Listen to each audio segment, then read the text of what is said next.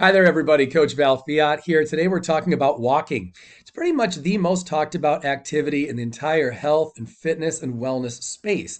It gets a lot of talk, and a lot of times that conversation is not very clinical.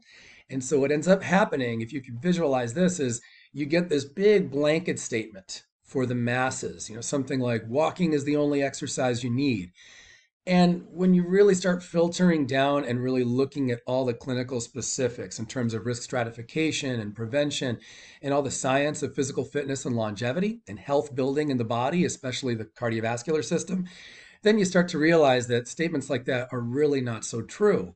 And the last thing I want is for anybody in this audience to get bad information and start applying it every single day, like I know a lot of people are doing. So if we could, let's start with that particular topic and then we'll start breaking down further. Okay. So you do hear that walking is the only exercise you need.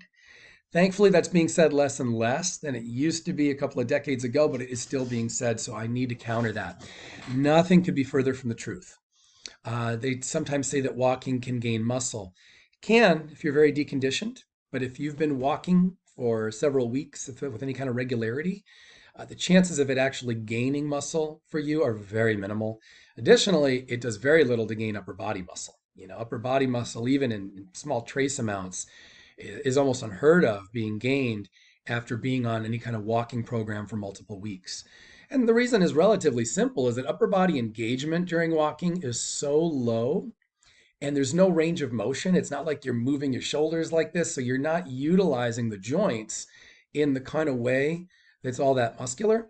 So upper body recruitment is very minimal when walking, and therefore you don't really gain any upper body muscle. Now, for lower body, you still don't really see a whole lot of benefit, again, unless someone's very detrained. So if we're talking about someone who's been largely inactive for the last several years, and now they begin a really vigorous walking program, yeah, they can gain some muscle for a little while.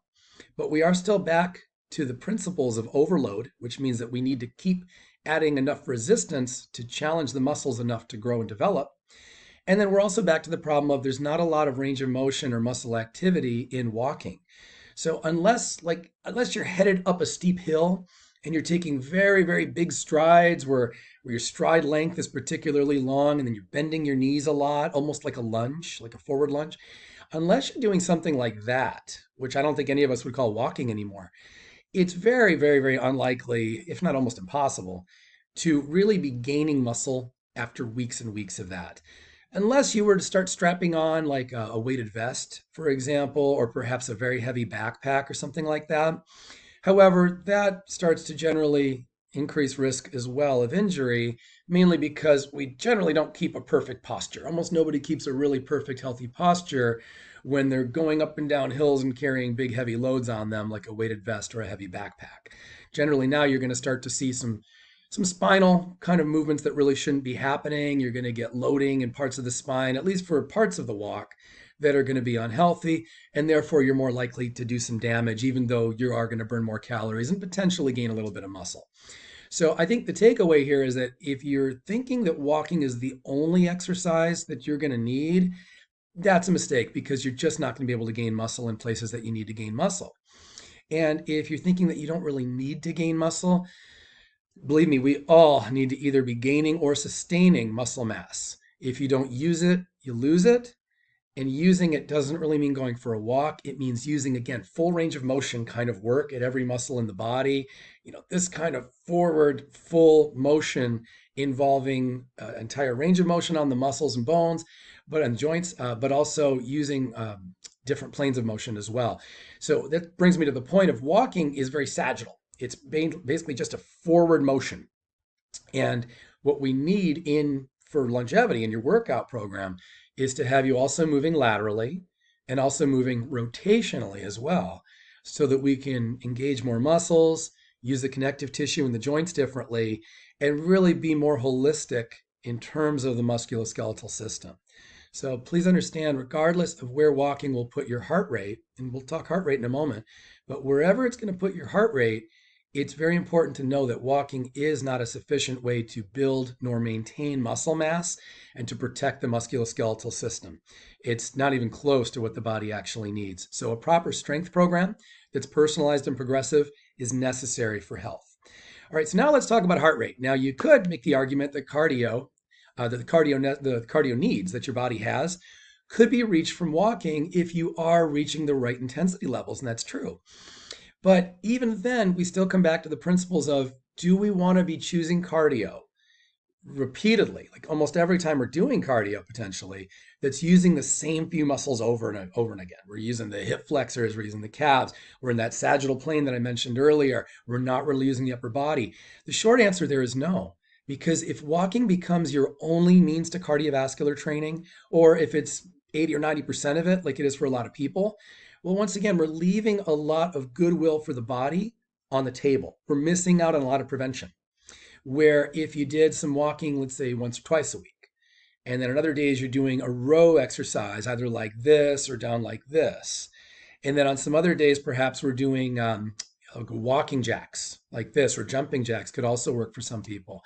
Or rotational movements too, like a boxing kind of exercise. This is all going to utilize, as I mentioned earlier, different joints, different muscles. It makes your body work in a better way, as opposed to walking where a lot of the body is almost stiff and only the hips and calves and knees are really getting a little bit of movement, far less movement than what they're capable of. So what I'm saying is, even though you could put your heart rate in a good zone to build the heart, to build the cardiovascular system, and to improve longevity, it still doesn't really make sense to rely all that much on just walking when you can be maximizing your musculoskeletal system as well, whether you do or don't have a proper strength training program in place. So I hope this is all making sense so far, everyone. Now, before we wrap up the video, I do have one last point for you about walking, and it's going to relate back to that heart rate and the intensity of the walk. But first, if you haven't already, please like and subscribe. I want more people to get these videos, and I want you to get future videos as well. All right, let's get into our final little point about walking. So I've talked a little bit about the heart rate and the total intensity necessary to bring about therapeutic change. Let's dive deeper into that, okay? Now, when you're in what we call zone one refers to about 50 to 60% of your maximum heart rate. And so if your maximum heart rate is around 180, zone one, which is generally considered to be light work by most people, would be a heart rate of roughly about 90 or so, 90 to 95 or so, somewhere in that range. And now that is a great starting point for a lot of people. And for people with certain medical disorders, sometimes that's about the intensity that they should be training at indefinitely because of certain cardiopulmonary disorders or other medical factors that may negate the ability to go a whole lot higher than that safely. So there are some people where zone one is pretty much where you want to be training for the foreseeable future. For most of us, for healthy individuals, you want to get more into zone two, especially once you've been training for a few weeks or so and been walking for a few weeks. Now, zone two is around 60% to a roughly 70% of your maximum heart rate. And by the way, if you don't know how to figure all these things out, just let me know and I can show you. Any good coach that you're working with, anyone who really understands the science, can figure all this out for you. And so when we get into zone two, that's where things get a little bit tougher. That's where at the top of zone two, at the higher level where you're bordering on zone three, is usually where people start to fail the talk test, meaning they couldn't speak with the kind of rhythm and cadence that I'm speaking at now. They would start to sound a little more like this. That's usually the top of zone two or getting into zone three. But generally, zone two is no longer an almost casual effort, like what you describe as light walking. It's generally where you start to say, well, this really takes an effort. This is a real pace. That's zone two. Zone three now is where we're getting into 70 up to 80%. That's where, again, the talk test is getting failed. You might be able to carry on something of a conversation with a walking partner, but you're going to sound a little more like this. You're going to have a harder time getting out the words, especially in long sentences. All right, now that zone, depending again upon your medical history, that is where you can really burn a lot of calories and for many people still be very safe as long as we're not overdoing it in terms of time. So depending where you are in your fitness journey, you might need to be primarily at zone one and just dabbling in zone two for a couple minutes at a time. You might be someone who's kind of the opposite, where you're mostly in zone two and you're dabbling in zone one for a couple minutes at a time for a little bit of recovery on your walks. And you might be someone who can stay more between zone 2, zone 3, and potentially even higher, where you're moving around. And that's usually considered more of an interval training kind of walk at that point. But again, there's the devil's in the details. And what you do if you're working with a top coach, with a real personal trainer who truly understands your needs, is we're just figuring out and tweaking how your program needs to change from week to week so that we can address the best specifics.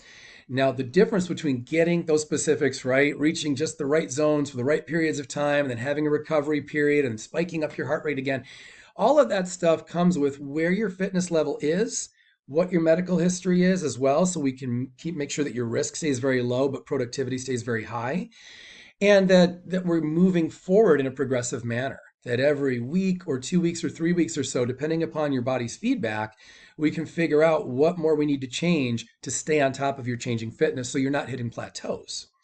And my final point here is that when you think about a plateau and walking, how many people do you know who have been walking for years? They've been on a steady walking program, 2, 3, 4 days a week, whatever it is. And for a while they were losing excess fat, but that's not happening and they still have a lot of excess fat to lose. Or for a while, their cardiovascular health was improving. They were breathing better, perhaps, if they had any kind of COPD that was being reduced. And then now, though, they seem to have plateaued off and they still seem to have problems that are not being addressed by walking. Well, this is where we get into the point of maybe your walking either isn't prescribed properly or you're hitting something of a ceiling. And what I mean by a ceiling is a lot of times in walking, some bodies just can't get up to zone 3 or beyond it. They can't get to very high intensities, even if they are wearing a weighted vest, because things just don't musculoskeletally really work out in that way. Like you'd need a very long stride length to get your heart rate particularly high. You might need a lot of inclines, which may not be available to you if you're walking outside. On a treadmill, you could certainly navigate that.